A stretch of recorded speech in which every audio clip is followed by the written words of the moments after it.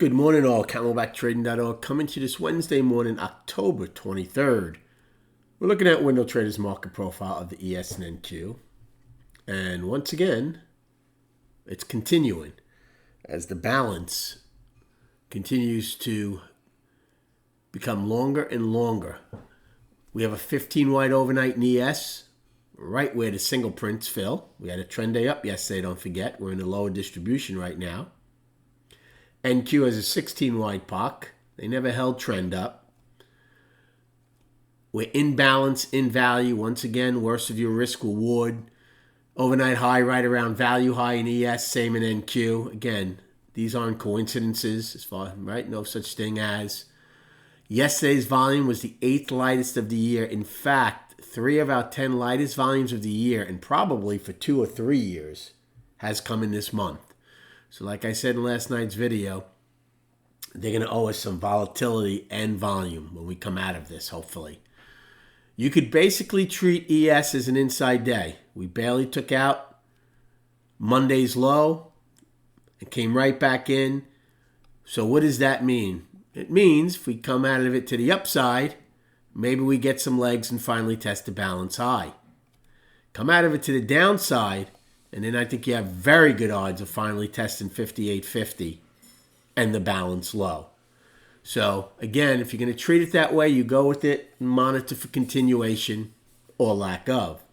Now, NQ, you certainly can't do that.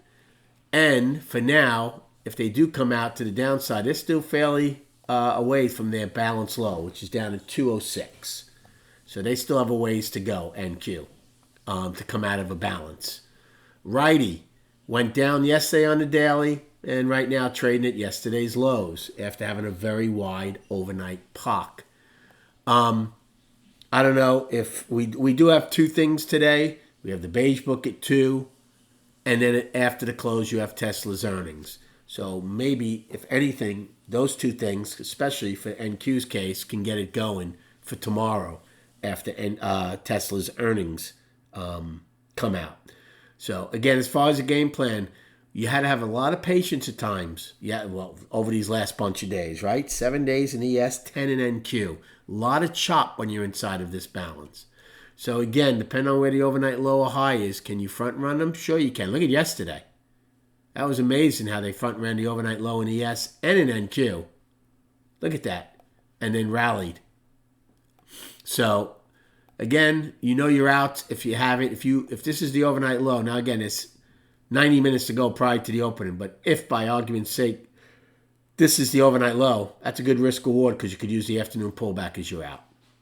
If, however, it goes lower, then again, you can still take it against value low or yesterday's low. As far as the overnight high, beautiful risk reward against value high in ES and in NQ. Okay?